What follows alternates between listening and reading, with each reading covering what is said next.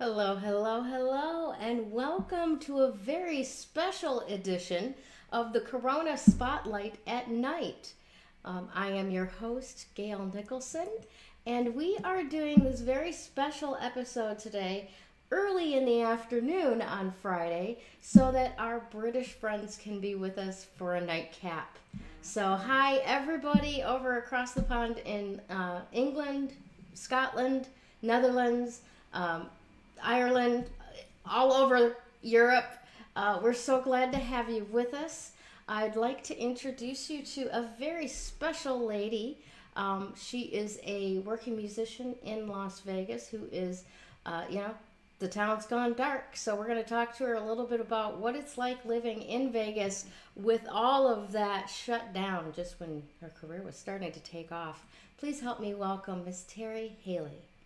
Thanks for being with us, Terri. Hi, How are you?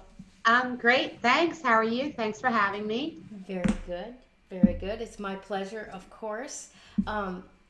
So this is a very interesting and exciting time up in Vegas, isn't it? It's been more exciting. I wouldn't say exciting. Interesting, yes. Very Awesome. interesting. Awesome. Well, I we think were. we all Go ahead. I think we all needed a pause button. Is that what it is? I think that's what we needed. Everybody was running around like chickens with their heads cut off, getting to the performances and just scattered all over the place. And I just think this was a little way of saying pause, kind I of think maybe you're right. calm down. Mm-hmm. Yeah. Yeah, time to hit play soon, I hope.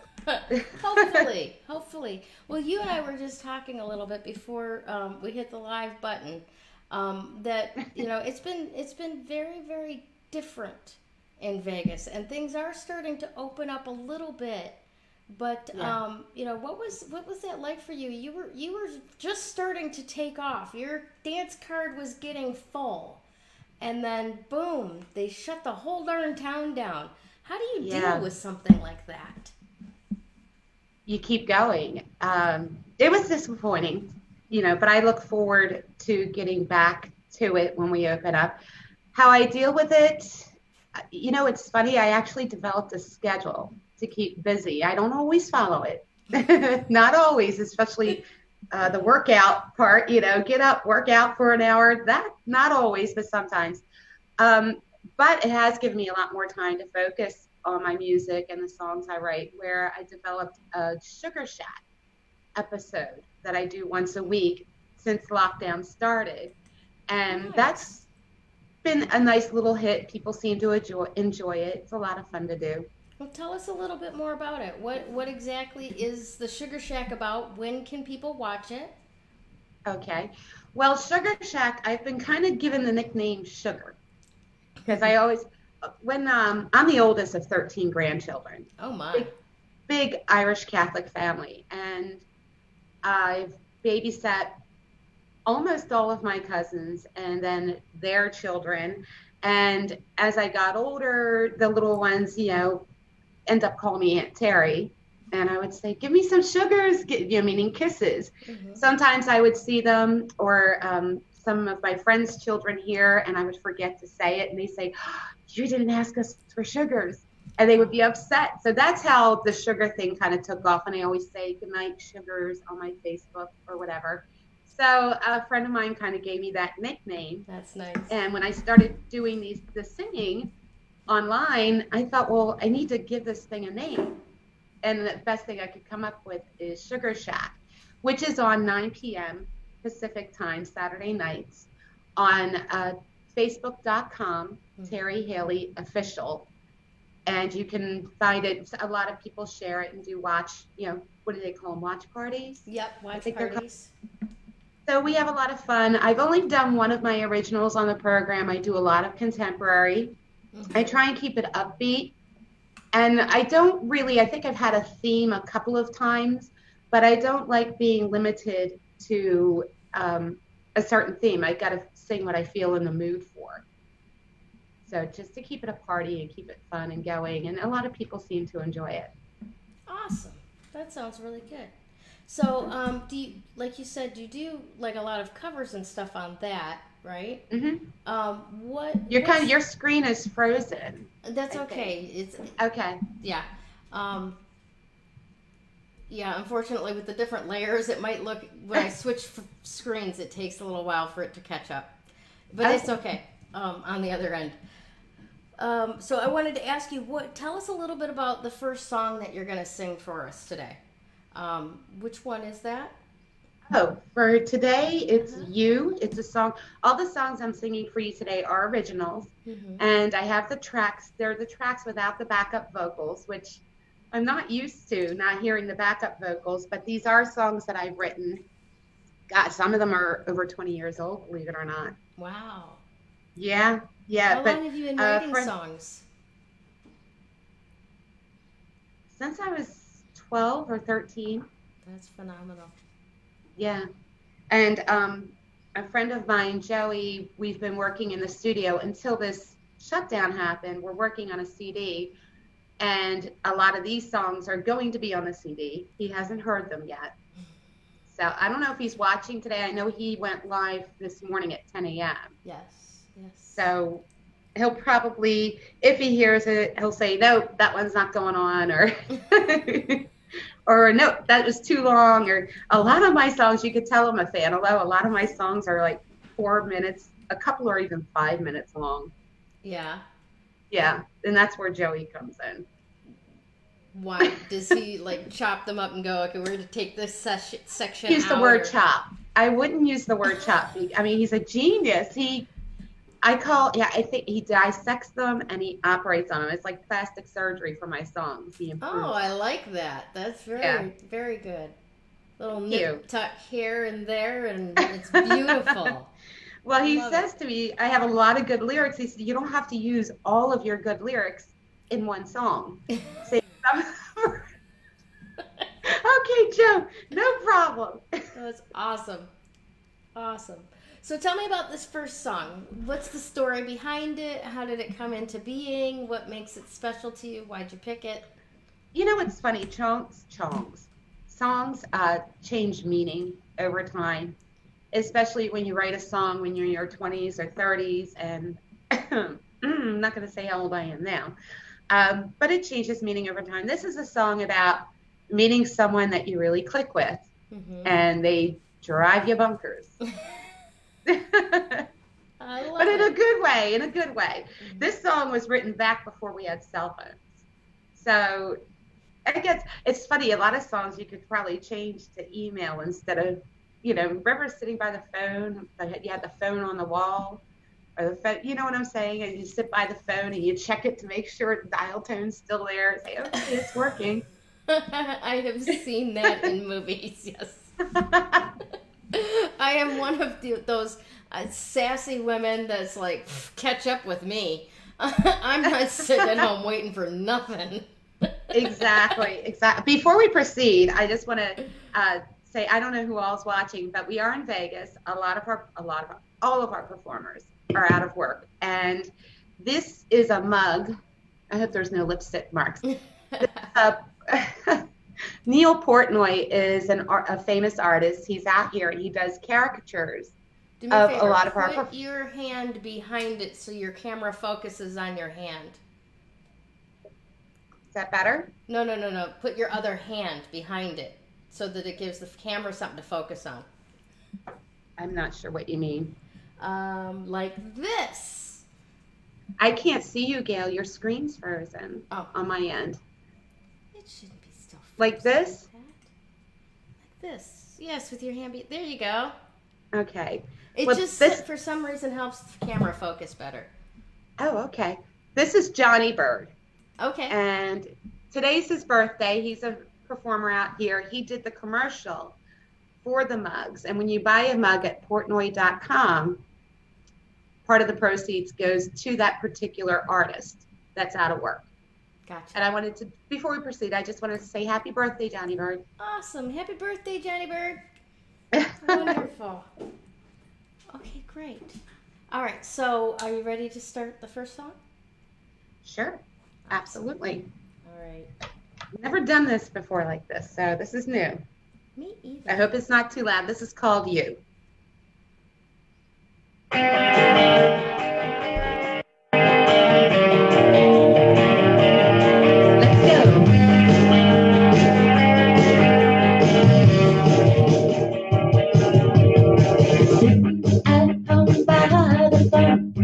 Slowly becoming a basket case. It seemed anymore I was heartbreak prone. Thought I'd drop out of this race. I'd sit all night long. I'd sit and I'd wait for that one, for that chance at happiness. I damn nearly lost all faith. Sorry about that. Then came you and started with the dream. Yeah, you gave me time to think the heat grew when you pulled me into your strong loving arms. I could see through the storm before the storm. But you kept me safe and warm. Just when I had reached an all-time blue, fate whispered in my ear, and I fell in love with you.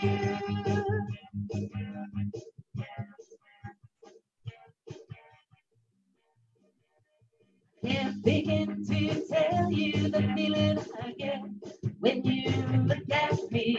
It's almost as if you knew that my heart was in jail. Set it free, then you kissed my lips, a kiss that could sink ships. You cleared the water so that I could finally see.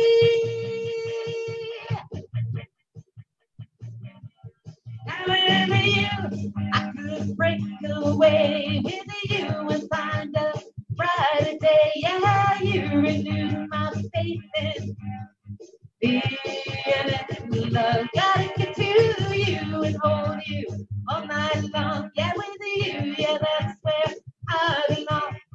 Just when I had reached an all-time blue, whispered in my ear, and I fell in love with you.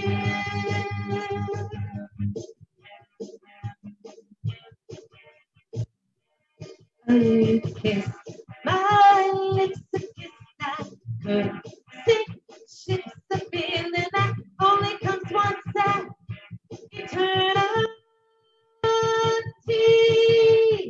Now right here there would be a Beatles type of background with the going up the scale. Yeah, you whispered in my ear sweet words that I had longed to hear. Electricity ran through me when you pressed your body to mine. You fine man, you set my soul on fire. Understand you become my only desire. Just when I had reached an all-time blue, fate whispered in my ear, and I fell in love with you.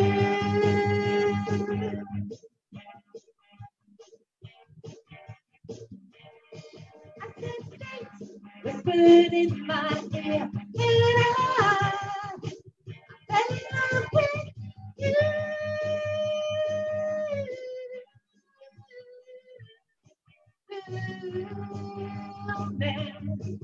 With you.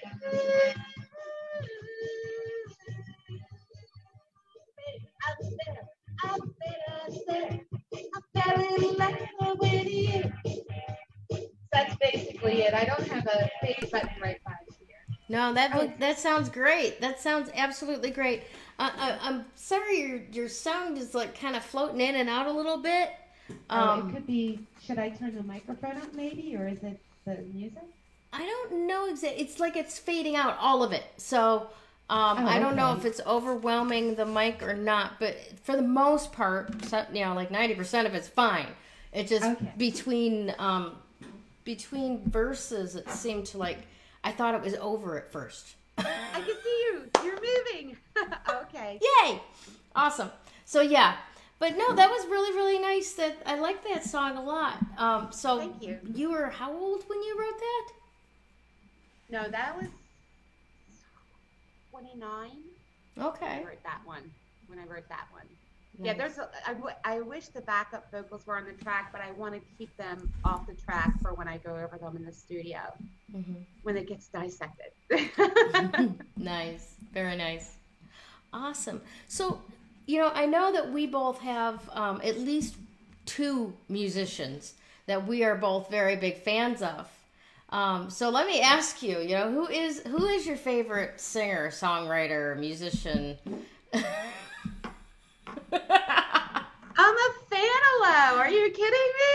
Yeah. Ever since, I was 5 years old. And I don't want to give away my age, but I don't think that can be helped. I mean, I'm 75. I used to make my little brother, my grandmother had a tri-level home. And, you remember how your grandmother had the fancy living room that nobody was allowed to sit in? With the plastic on the furniture thing, yeah. Well, she didn't have plastic. She, Okay, good. But it was the stuff fancy. Got sticky. Especially in the summer. But no, that wasn't my nanny. She didn't have plastic. But there was a stairway up to that living room, and the dining room was at the bottom. I used to make my brother get out. Oh my gosh. And stand at the top of the stairway, and he would say, "Ladies and gentlemen, my sister," and I would say, "Rusty, say it louder." I was so demanding. And my poor family, they weren't exactly Manilow fans, okay. But now they're have a great respect for him, and he's obviously come a long way. I think he was underrated for a very long time, and now he's the man. Manilow. Yeah, and I miss him here in Vegas. I wish he would do some live shows. Yeah. A lot of us, miss that Manilow ambiance here, and that would be. I know he did something on Rosie O'Donnell did a thing for the artists. Yep. And he performed on there. It would be really great to see him. I saw earlier this week that Chicago radio station was talking to Dion Cole about some Sunday services that he's doing, like on Facebook Live or whatever. And he was doing something, and I didn't catch the whole story, just the little snippet that passed through my Facebook feed. But apparently Barry Manilow came onto the Zoom meeting that he was on. Oh, wow. Dion Cole was on, and it was just one of these, how did you find my number kind of thing. That's hilarious. Oh, Barry, come on, join in. Right? Wouldn't that blow your mind? Oh, it would. It would. My entire capacity to speak would be gone. Yeah. Have you ever been up on the stage for Are You a Can't Smile Without You, girl? I am not. And I have had mixed feelings about that for a long, long time. Because I grew up with brutal older brothers and sisters that would make jokes like, "What'd you do with the money?" "What money?" "The money Mom gave you for singing lessons. Shut up." And then I love Barry Manilow, who's a baritone, and I'm a second soprano, so I'm off key singing along with him pretty much in most songs that he does. So I thought that I couldn't sing. Well, he has that key, like Frank Sinatra has that key. I can sing. I start singing Frank like this, really low. And then when you do the key change, well, now it's on there. Now there's my mark. So it's comfortable for half the song. I tend to have foot and mouth disease. I call it when I get nervous. So I'm a little nervous if the opportunity ever arises that I'm just going to say the totally wrong thing at the totally wrong time. Oh gosh. Yeah. So that's I would probably be up there like that too. Oh, do you? Oh. Yeah. Well, I finally did a platinum last year before, almost 2 years ago now, because it was. And for those who don't know, the platinum is when you meet him. Yes. Correct. Yeah. It's like a 10-minute private meet and greet.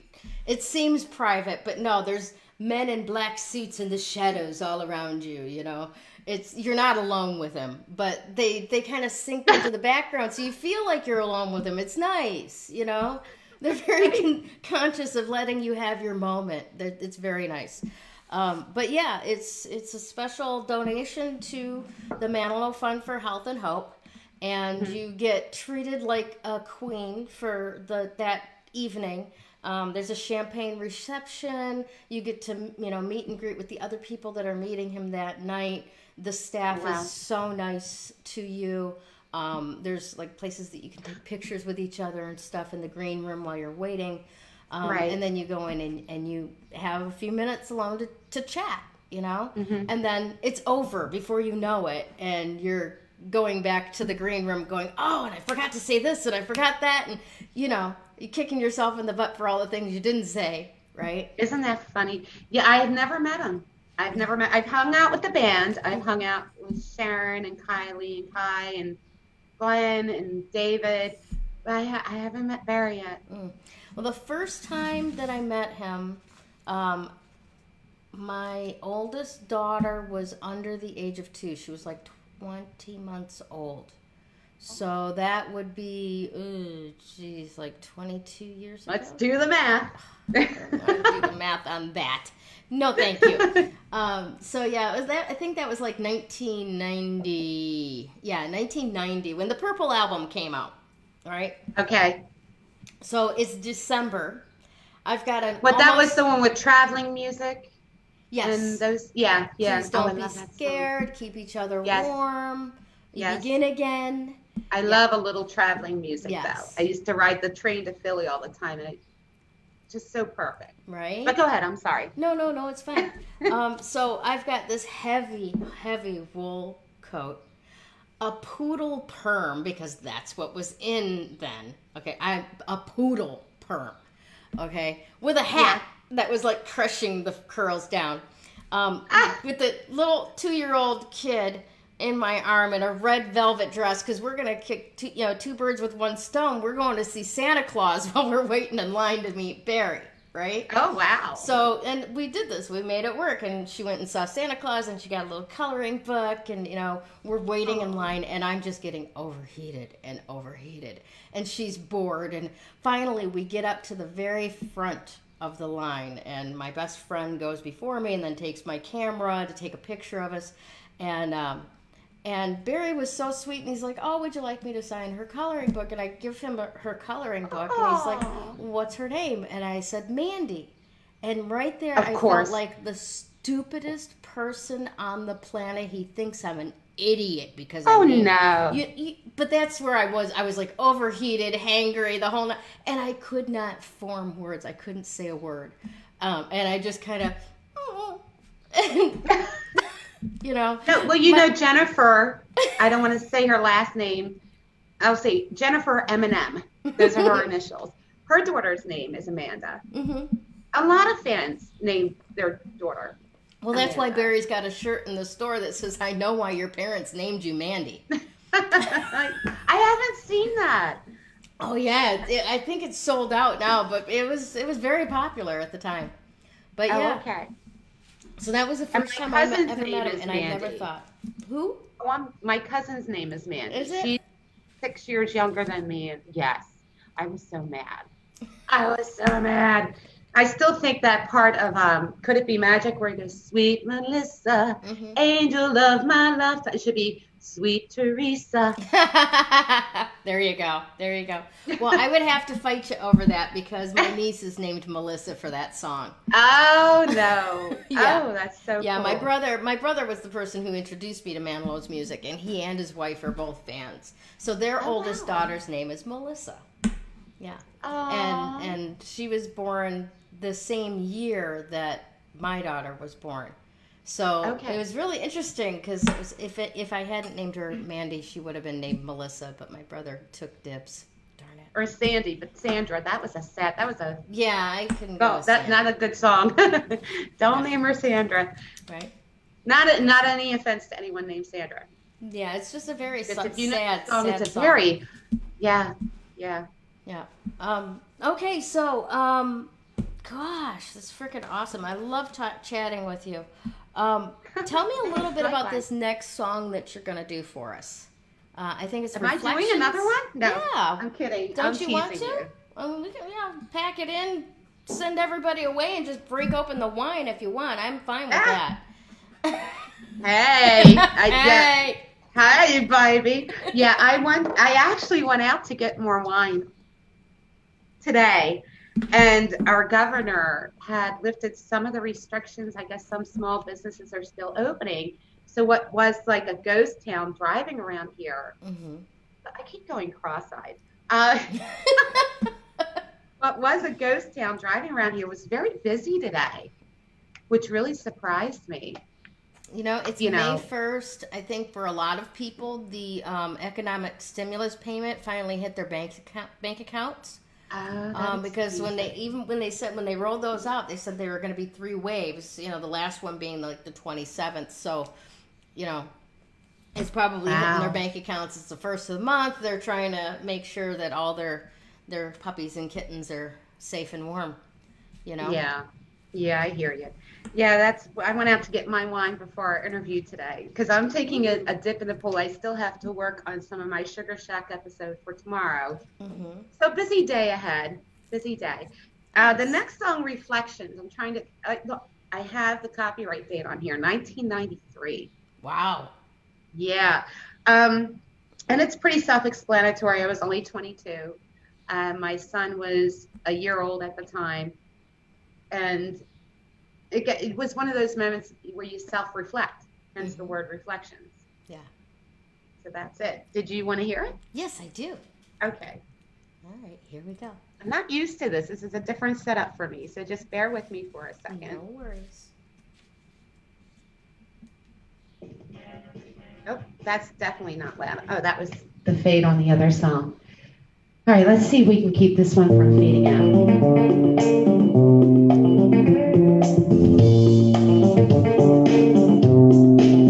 When I look in the mirror, sometimes I don't like what I see. With all these memories, they're looking right back at me on my hopes and dreams, the laughter and the tears. They're all guiding me through my remaining years. These reflections that I've chosen to see. Yeah, these reflections, well, they get me in the morning and help me make it through the day. Labeling my self-esteem, they're helping me find my way. I can see that teenage girl on my mother when she was 23. Sometimes I can tell myself that I'm proud of what I've come to be in these reflections that I've chosen to see. Now there are times when I can see my flaws, and times when I can't see what's right from these mirrors. Images. And there are times when I can see a cause, the conscience of my dreams at night from these mirrors. Images. Yeah, these reflections, well, they get me in the morning and help me make it through the day. They're labeling my self-esteem, they're helping me find my way. I can see that teenage girl, oh, my mother when she was 23. Sometimes I can tell myself that I'm proud of what I chosen to be in these reflections that I've chosen to see. We have a talkie part here. You know, this is the generation of hope. Help our planet excel. You hear or read something about it every day. About a rainforest being wiped out. Animals' lives being taken for faux credit. You even hear about the cruelty that we inflict on each other. They say that a person's environment reveals who that person is on the inside. Well, the earth is our environment. Don't you think it's time we clean it up? Reflect. That I've chosen to see. Yeah, these reflections that I've chosen to see. Yeah, these reflections that I've chosen to see. I still am a huge McCartney fan. So there's a little story behind that song. Tell us all about it. I want to hear this. That same year that I wrote that song, I went to a McCartney concert. Let me turn the mic off, sorry. I went to a McCartney concert. Mm-hmm. I think it was the Tripping Alive Fantastic Tour in Philly. And I surprised my uncle. Now, my Uncle John, huge reason why I'm into the Beatles. And I got these really great tickets right in the center, about maybe 20 rows back, maybe from the stage. And before the show, he has these big screens up with PETA and all these different organizations to save wildlife and animals. And the videos were pretty disturbing, needless to say. Mm-hmm. And at that moment, I had a hot dog in my hand, and I couldn't eat it. Uh-huh. That's how disturbing these videos were. I was a vegetarian I use that term lightly because I didn't know what the heck I was doing. Mm-hmm. Thanks to Paul for almost 9 years after that. And I really, thanks a lot, McCartney. I really messed up because I didn't know what I was doing. I was a single mom. I was very young. Tofu's expensive. And I didn't know you had to substitute certain things you were losing, like your iron. Well, I became iron deficient from doing this. Mm-hmm. So now I couldn't be a vegetarian if I wanted to now because it kind of screwed up my insides a little bit. Gotcha. Yeah, this is before the internet where we couldn't go online and look things up and get all the information we needed. We had to go to the library and hope they had a book on that information. Right. But that song is kind of a result from that concert in a way. Nice. I like it a lot. So who else do you like besides McCartney and besides Manilow and oh gosh, so many. Harry Connick Jr. Mm-hmm. Love him. During this lockdown, one thing I've been doing is I kind of went back to music I listened to years ago but haven't listened to in a while. Mm-hmm. And there's this gorgeous Englishman. I think some of you might know him, Gary Barlow, with Take That. I don't know if you remember the song Back for Good. He's been doing crooner sessions every day during this lockdown. Oh, okay. And that's where it caught my attention. I'm singing one of his tunes tonight. Please don't mute my video tonight. Or not tonight, tomorrow night, Saturday night. Which I think is a perfect song for when all of this mess is over. It's a great Take That song. It's called Greatest Day. Sorry, I went blank for a minute. Don't you hate when that happens? I hate when that happens. And I just adore him. If you like Barry Manilow, you're going to love Gary Barlow. And actually, when he first went out to audition when they were making the boys group in the early 90s, it was Barlow, Robbie Williams. Is that his name? Yeah, I think so. I'm big on Barlow. So he was in the group, and this is when they made boys groups where they weren't together since they were kids. They just kind of grouped them together. Mm-hmm. And Gary Barlow brought in this song called A Million Love Songs. If you haven't heard it, you got to hear it. Okay. And when he brought it in and left, the guy, said to him, "Is this your song?" He said, "You sure it's not Barry Manilow's song?" Or Neil Diamond, so, because the kid wrote the song himself, and it's a magnificent song. So big Barlow fan. I love Streisand, Reba McEntire, Natalie Cole, just a huge vast. The Eagles.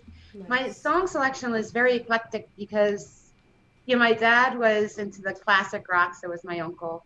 My mom was into, Letterman, and and my grandparents were into the standards. So I have a huge catalog in my lifetime of different types of artists that I love. Nice. That's awesome. That is really awesome. So I'm just curious to know what brought you to Vegas. You're not a native, right? You No. actually came here I'm a from Philly somewhere. girl. You're a Philly girl. Ah. Philly girl. So did they kick you out of Philly or what? What's up? They came close. No, I'm kidding. Actually, my hometown is Bethlehem, Pennsylvania, which is just 15 minutes from the Philadelphia airport. Very small hometown.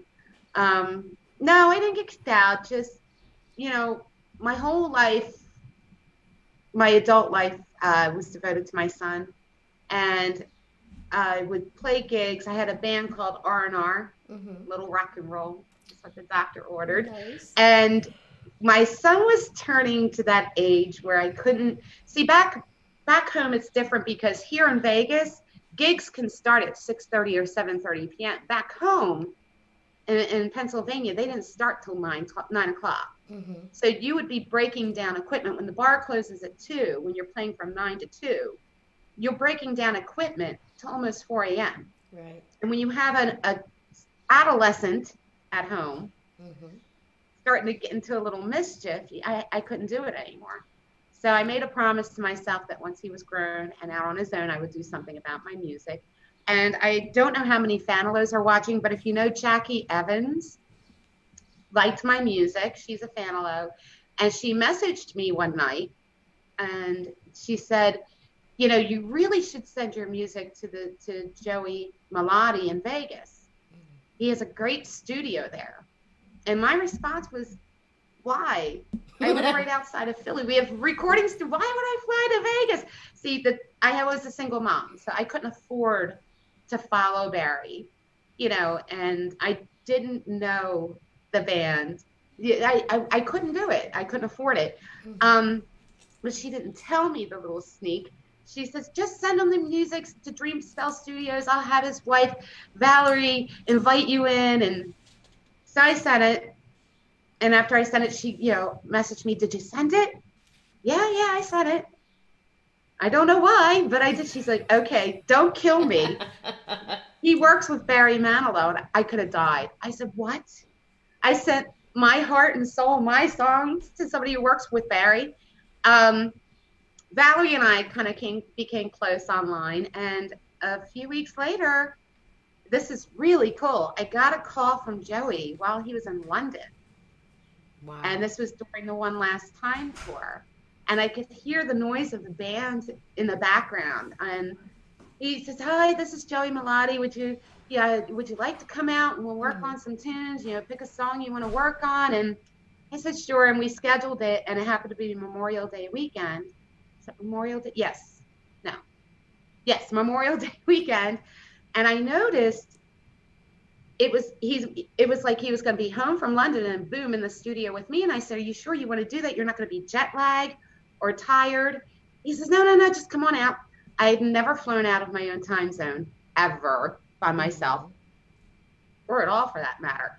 I was so scared and nervous, and I got there, and it was when it was still the Hilton. Now it's the Westgate.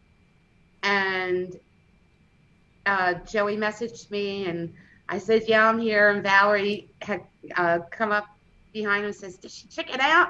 And no, I didn't. And they were so kind. I was so nervous because you don't know what to expect when you meet new people, especially when they're working with celebrities. Just such down-to-earth, friendly people. I got to their house. Valerie and the kids were there. They were dancing on one of these game dance machines to the TV. And Joey and I, we must have spent 32 hours in the studio that weekend. Wow. And then by the end of the weekend, it was time for me to go. And Val says, oh, no, you're not going until you see a Vegas show. And we went out, and it was like we were old high school mates. we knew each other forever. It was such a great time, such a blast. We were out so late. Joey's messaging her saying, she's got to get on a plane. You know that, right? So I pretty much went from hanging out with Val right to the airport. And when I left, I had tears in my eyes. I just couldn't believe the quick connection, and I just love it here. And when I got home, I said, that's it. I'm moving to Vegas. And a year later, boom. I drove cross country. Nice. Through your neck of the woods. Nice, yeah. And here I am. Well, we're so glad that you did. Aren't Joey and Valerie just the most precious people on the planet? I mean, and their children are just beautiful and so polite, and the family's all right. If you've ever seen their live videos where Joey's doing his Italian, I made some meatballs, I made some salsa, mangia. So funny. He needs to do more of those. It's a riot. Yes, 100%. I agree with you. Awesome.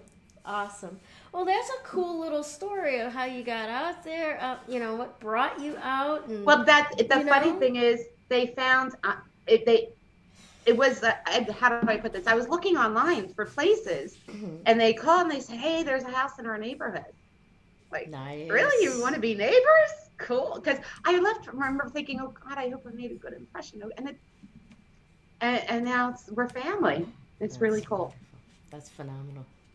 All right, your next song. Where did this next one come from? Which one? Oh, for Pete's sake. For Pete's sake. This is, can you hear me okay? Should I turn off the mic? No, this is fine. Okay. This is a guy I used to date. Okay. Basically, an ex-boyfriend from the start of the millennium, I guess is the best way to put it. And this song was written from hit for hit. The funny thing is I've dated musicians. Not one of those buggers wrote a song for me. How dare they? How dare they? I think I've written a song about, any relationship I've been in. Not that I've been in a lot of relationships. Oh, yeah, sure. Uh-huh. But, yeah, this was written for Pete. It starts off on a sour note. See?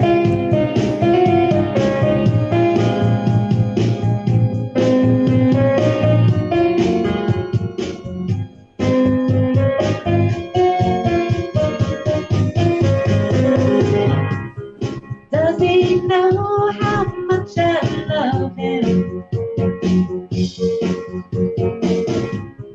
Does he know how much I care? A smile that comes me at the thought of him. He's my answer prayer. But does he know? Does he know? When he leaves my side, all I do is close my eyes, and he's still there. Yeah, he's in the air that is free in every song that I sing. Yeah, with every beat of my heart, that man gives life to everything and every thought that I think. Oh, and every move that I make, I've got to let him know that everything that I do. For Pete's sake, do it all, I do it for Pete's sake. Do it all. When I look into his eyes, I see a history of hurt, it seems. Still, the glimmer shows, and his eyes are bright.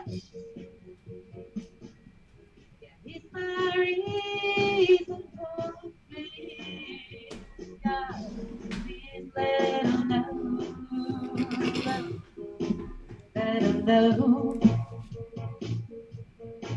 that even while this world's asleep, is still so powerful and alive. In my dreams, yeah, he's in the air that I breathe, in every song that I sing, yeah, with every beat of my heart. That man gives, he gives life to everything, in every thought that I think, oh, in every move that I make. I've got to let him know that everything that I do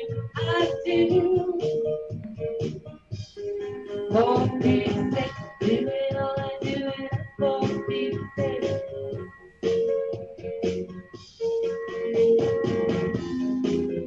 He's all I'm dreaming of.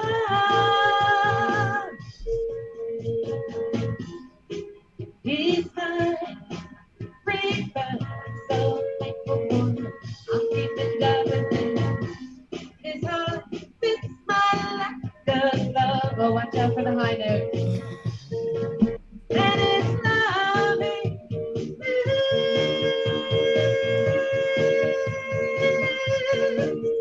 My eyes. He's in the air that I breathe, in every song that I sing, and with every beat of my heart.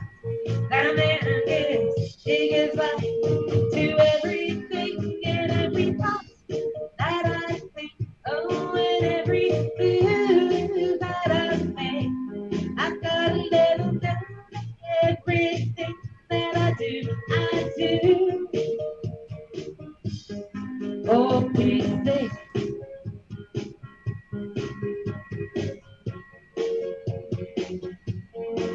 I do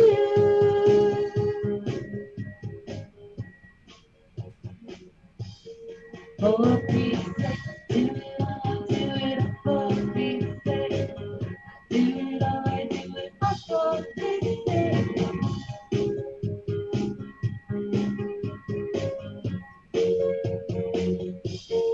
For his sake.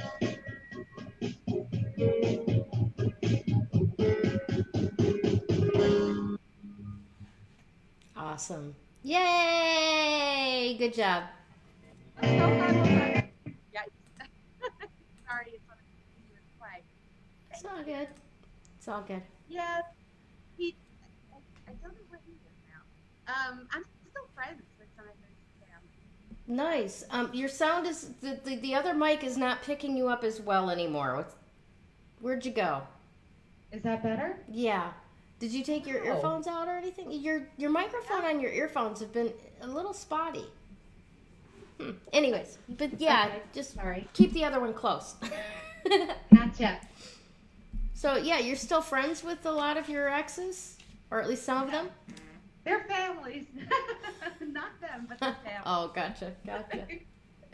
Right on. Well, that was beautiful.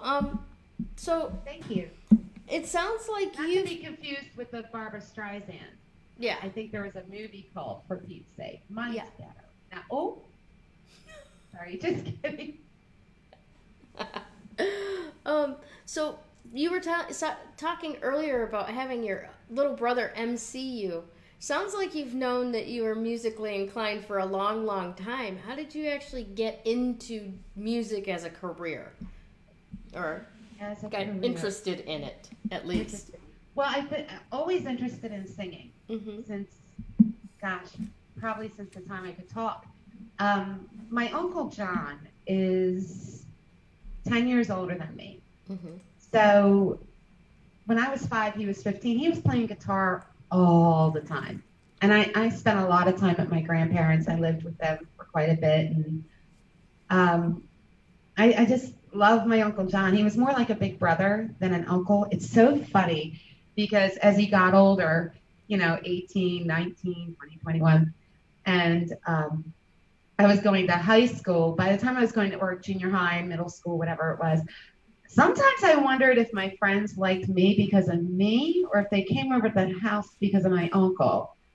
He was a cutie pie. He looked like a little miniature Patrick Swayze with the mullet. Beautiful, like this color hair, but curly, great curls. The bugger. And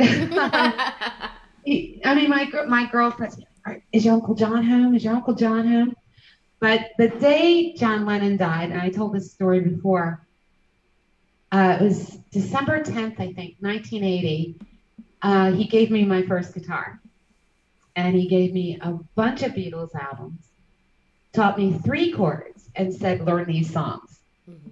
And like I said, I was into Manilow, of course, and Paul McCartney. So I took the guitar and started to learn Band on the Run or Silly Love Songs. Nice. And he finally was like ready to pull his hair out. He's a big Springsteen fan, by the way. We have this McCartney-Springsteen debate that's been going on for 3 decades. Anyway, he finally said to me, he's like, Terri, that guy that sings Silly Love Songs? I said, yeah. He said, he was in the Beatles. And then, of course, okay. And then I started to learn the Beatles songs. He was more John Lennon, I'm more Paul. But through the years, I was 12 years old, I think, when he had a gig at a bar, and it was probably a restaurant bar type thing. And I remember my mom taking me, I was in my pajamas, if I remember correctly. And there was Uncle John on the stage with his guitar and his band. And I was just, God, I want to do that. I want to do that. I was always singing in choirs from the time I hit kindergarten. I had my first solo, and I practiced so much I gave myself laryngitis. I was so nervous. Wore right out, huh? Yeah. I've done that even still, that I have to watch it. I keep plenty of lemon and apple cider vinegar on hand to, for the throat. Honey, of course. But, my Uncle John, aside from Manilow, McCartney, and all of the rest, he was the one, and my mom, of course, because she's probably watching, she's probably sitting there going, how come he's getting all the credit? I paid for the guitar lessons and the voice lessons. And my mom was a big supporter, sometimes a stage mother. I'll never forget the rainbow dress and the guitar at the mall, no less. When I was 14, I was so embarrassed. Oh, come on, tell me details. You got to. Oh, it was horrible. I don't even. This story. What did I play? I'm sure it was a folk song. And this is when, Madonna was big. And I'm up on a stage wearing a rainbow dress singing folk songs like Kumbaya. Well, no, I know I didn't sing that. I can't remember what I played, to be honest with you. My mom would probably remember, although we remember things differently, like most mothers and daughters do. I used to sing in the malls. That was big back then with Tiffany and Debbie Gibson. Remember all those? The whole mall thing. They used to have programs in the malls, and plus you were too young to sing in a bar or a pub or anything like that. But and through the years, great music teachers that were major inspirations. That I remember I did. I played Pandora in Pandora's Box in high school, and a social studies teacher, we were taking a test, and you know how they have the assemblies sometimes during the day for your fellow students, just like a little break. They had one of those, which we hated. Why are you making us perform in front of our peers? They're going to make fun of us, type of thing. And I remember taking a test, and the teacher was walking up and down the aisle, and at first he saw my keychain, which was this big acrylic thing of Barry and Bette Midler when they had first reunited after some kind of falling out. And he's like, oh yeah, I read about that. He saw it on my keychain. He says to me, I think we have a star sitting in our room, in our midst. And that, different things, you remember that kind of touched you and made you think, okay, I can do this. But it's just been a big part of my life, my whole life. My dad used to say it was funny because in high school, he wouldn't even he stopped looking at my report card. He says, every class is music. Of course you're going to get A's. You got A's in music theory and concert choir and chorale and madrigals. And he stopped looking at my report card, literally, because he knew. And Yeah, that's, And am I you knew. rambling on? Yeah. Nice, nice. So not just music though. You've done other stage productions as well, right? What have you done? Yes. Yeah. Yeah, go ahead.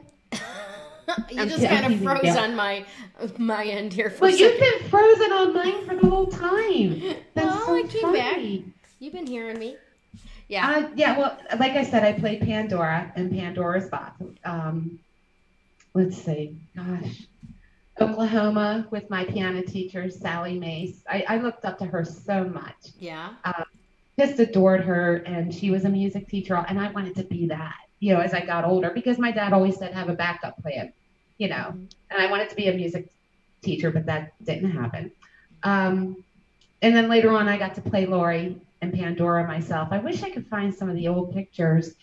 We didn't have the digital stuff these days, everybody else took the pictures while you're on stage, so you don't know who has what. Dorothy in The Wizard of Oz. Nice. I played Dorothy. Tommy's mom in The Who. Oh, okay. Tommy. Nice. That was a lot of fun. I think that was my favorite one. The Wizard of Oz one is funny because we had a girl play Toto, and I have a picture, and the girl's standing up. She's like taller than me, and she's standing up like this. What a good sport, though, to play a dog. I was like, thank God I didn't get that part. And I'll never forget the director, because when you start, the first day of rehearsal, I'm up there, oh, Toto. She says to me, Terri, use your own voice. You sound like Mr. Bill. Remember Mr. Bill, the little Yes, I do. Yep. My really favorite was the Tommy. Mm-hmm. Uh-oh. It says my internet connection's acting funny. Oh, there it goes. It was Tommy, and that just my son was in that with me. He was 5 years old. Oh, how cool! He played little Tommy. Mm-hmm. Oh, the little monster. He played little Tommy, and I remember he got in trouble at home, and I said, just wait till after rehearsal. I'll deal with you later. Uh-huh. So at rehearsal, there was a scene with me and my son, and he's in his bed, and he's supposed to say, happy birthday, Mom. And he wouldn't say his line. Deliberately, he was because he was in trouble. And so he's like, I'll show her. I won't react. So Mark got a taste of theater then, because I went to our director. I said, Tina, Mark is bringing personal stuff onto the stage. And she said, oh, really? And she says, Mark, you have to leave your personal problems at home. On stage, you have to be a professional. And I have a little picture of him in the way, they did all the Tommies in little white outfits, and that was a lot of fun. That sounds awesome. Yeah, that was my favorite. And I haven't done anything, have I? I'm trying to think. I haven't done anything since, because I've been focusing mostly on my music. And of course, I had to raise my son. Mm-hmm. So it's a lot of work. The celebrities, they have their nannies, that could take care of them. But when you're a single mom, you can't. Yeah. You got to watch. Yeah, exactly. I love this one question that I heard someone had asked Barry at one point, and I'm going to ask you the same question. If you could not do music, what would you have done for a career? Like choice, not like I have to have a job. I would have been a lawyer. You would have been a lawyer? Yeah, we had law classes in our high school, and I got straight A's in that. That was one of the classes that wasn't music. I love law. I love it. Justice, and of course, I would be on the good side. I wouldn't defend criminals. Okay. That way, you'd make no money, but okay. Get that retainer up front, baby. No, I would have been an attorney. I've helped out a lot of friends with things, awesome. Then I'll get mad and say, that's not right. That's against the law. That's not legal. And even my dad said I was good at arguing. I would have been a great attorney. I think you would have made a great public defender. Yes. Thank you. Get those criminals off the street. That's phenomenal. Like this guy here. Happy birthday, Johnny Bird again. Yes. Once again, happy birthday. All right, so we got time for one more song. What would you like to regale us with? Is that still a word? Did I don't we even stop know. using that word 100 years ago? Do words stop being used? I still say groovy. I do. I still say groovy and man. I think I'm the only woman that says man. Oh, I still say man. I do. Do you? Yeah. I don't use dude. I think Oh, I dude all the time. I Do dude you? inanimate objects. I don't care what gender you are. I don't care if you have a heartbeat. You're a dude. You're a dude. Especially when my computer is acting up, it's always dude. Dude, come on. Dude. Dude.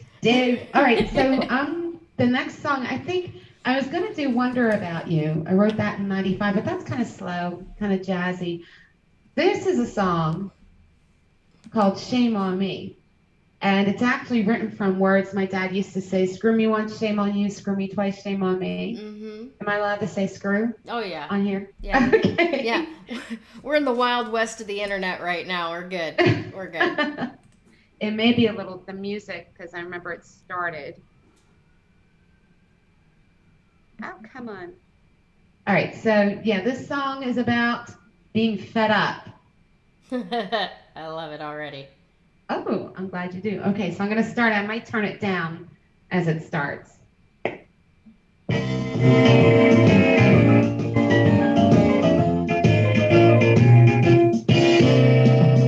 Well, about 2 years ago, I was trapped in my own home. I finished cooking and cleaning, and then I was sitting all alone. I worked a full 12-hour day, and that all went to paying bills. Nothing to show for my pay, just my chin on my windowsill while my band went out to play.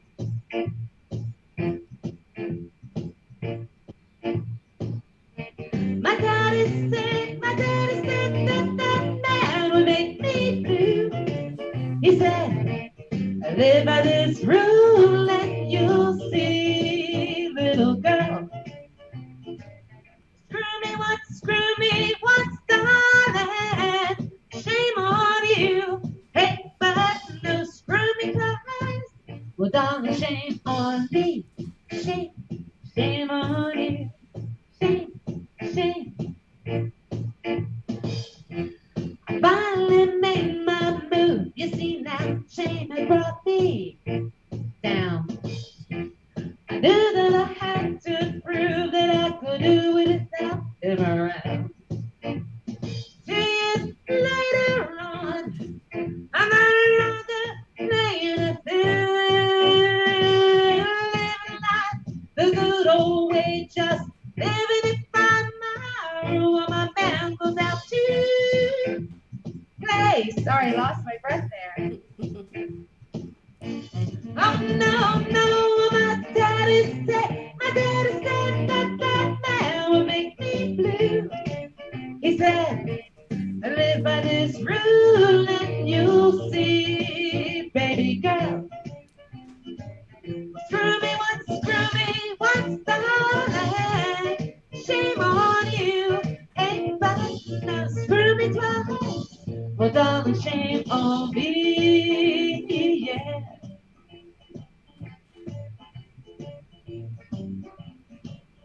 My old man said, yeah, he said that a man will make me blue. He said, live by this rule and you'll see, little girl. Screw me once, darling. Shame on you, ain't but no, screw me twice. Well, darling, shame on me, shame on you, shame on me. And the song is basically just the chorus till the end. I love it. Thank you. Fantastic. That was at a time when I was kind of getting into Reba McEntire too. She has a lot of those songs. I call them tell-off songs. Oh yeah. She's good with that kind of genre of music. I love singing her stuff like "Take It Back" and "Why Haven't I Heard from You." I love doing that. Yep, definitely sassy Sassy. Very sassy. I like Pink for a similar reason. Now, Pink is a little bit edgier, of course, than Reba. You know, Reba's got that Southern country girl, I'll tell you to go to hell and have you enjoy the trip there. Right. Pink is just like, I don't give a damn if you enjoy the trip or not, go to hell. How is she doing? Does anybody know? Because I know she had the COVID. Yeah, I don't know. I did see that as well. I saw that she's recovering well. But I hadn't seen anything, honestly, either, as far as her. And really quickly, I want to say hi to my friend Arlene Gibson. Thank God she doesn't have it. She did finally go to the hospital. She wasn't feeling well. And there are other health issues, but I finally talked to her yesterday. And for those of you out there, she sounded a lot better than she did a few days ago. But I think I was telling you, Gayle, that when we were talking a few days ago, she was telling me how efficient the Henderson Hospital is here in Nevada, and that her doctor came in a sort of a hazmat suit, like like you see in the movies and whatnot. And she said to him, "You must be hot." He said, "That thing's got air conditioning in it." Oh, wow. Right? I want one of those for when I get. Yeah, no kidding. Can I run my errands in that? I'm in Phoenix. Yeah. It's just some air conditioning, a television, a wine fridge. That'll be good to go. I told her, I said, definitely take some pictures, because she's getting a lot of people, you don't need to go near the hospital if you don't need to. Don't go near it, obviously. Right. So she's seeing a piece of history happening, like the rest of us, but she's getting an inside look. So, and I'm sure they would appreciate her posting so people can see what they're going through. Mm-hmm. Yeah. Did you just yawn? I did a little bit. Forgive me. I was the earlier coronavirus today, or the earlier Corona Spotlight. I was working with a coach that when he does clearings, one of the signs that it was an effective clearing is that you yawn, you release, you bring in new oxygen to reset stuff in your brain. And when you're doing this stuff on video, you're trying so hard not to yawn, and then it just kind of creeps up on you. Well, you got up early today, though, I'm assuming. Yeah, it's been a really good, very busy week for me. Yeah. And I'll be honest with you, I'm technically out of shape as far as the long hours and the constant, I don't want to call it adrenaline mode, but it is. There's a certain sense of urgency about doing the stuff that we're doing. And then, of course, I'm developing this OTT television show. And I just got offered a show. I talked with a few of my mentors and my, people whose opinions that I look to for, what's reality out there, right? Not just fantasy in here, but what's reality out there? And everything's pointing to, do this, run with it. So I'm trying to brainstorm a name for it. I'm looking for sponsors. I know what the theme of it is going to be. So it's just a matter of getting going on that. But it's so exciting, and everything is like expanding and brand new and just starting, and I'm very happy for you. I really am. Thank you. Now, for those of you who don't know, it's funny. We were at the Bootlegger Bistro at the same time and didn't know it. Mm-hmm. You had a table right near the piano, Joey. It was just Joey and this piano. Mm-hmm. And I was sitting at a booth, I think, and I kept thinking, that woman looks familiar. And I did too. And I was like, later on, I said, oh, that was Gayle Nicholson. That was so funny. Yeah. That could be possibly my first celebrity sighting. You recognize your first celebrity? Yes, I know that woman from somewhere. But a lot of Famalos can be considered somewhat celebrities in a way, because we always recognize one another. Yes, that is true. Within certain circles, there are very famous people in Manilow land. Definitely, for sure. Awesome. Well, I want to thank you so much for spending this time with me today and entertaining all of the people that are still in shelter-in-place situations all around the world. Thank you for your contribution and for the joy that you just brought to all of us for an hour. That's precious. Oh, thank you. I appreciate that. And I just want to say, everybody be safe, stay at home. We'll be out of this mess soon enough. And, we've been through worse. This country's been through worse. We'll get through this. We will. Awesome. Thank you for having me, Gayle. Thank you for being here, Terri. Have a beautiful weekend. And don't forget tomorrow night, Sugar Shack episode, 9 p.m. Pacific, and it'll replay on Sunday. Perfect. Sugars. Bye. Bye.